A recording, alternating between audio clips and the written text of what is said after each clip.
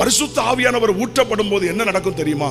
ஒரு மனிதனுக்குள்ள ஆவியானவர் வருவாரானால், ஒரு குடும்பத்துக்குள்ள ஆவியானவர் வருவாரானால், ஒரு சபைக்குள்ள பின்மாறி ஊற்றப்படுமானால் அவங்களுக்குள்ள அந்த வேறு பிரிக்கப்பட்ட வாழ்க்கை வரும்.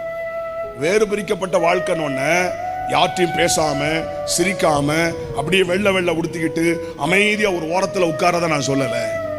அதெல்லாம் பரிசுத்தமான வாழ்க்கை, அதெல்லாம் வேறு பிரிக்கப்பட்ட வாழ்க்கை. சிலர் இந்த வேறு பிரிக்கப்பட்ட வாழ்க்கைன்னு உடனே கல்யாணம் ஆகாம இருக்கிறதா வேறு பிரிக்கப்பட்ட வாழ்க்கை நினைக்கிறான், அல்லது ஒயிட் அண்ட் ஒயிட் போடுறதா வேறு பிரிக்கப்பட்ட வாழ்க்கை நினைக்கிறான், அல்லது யார்ட்டையும் பேசாம சிரிக்காம இருந்தாதான் வேறு பிரிக்கப்பட்ட வாழ்க்கை. இல்ல, ஆமென்.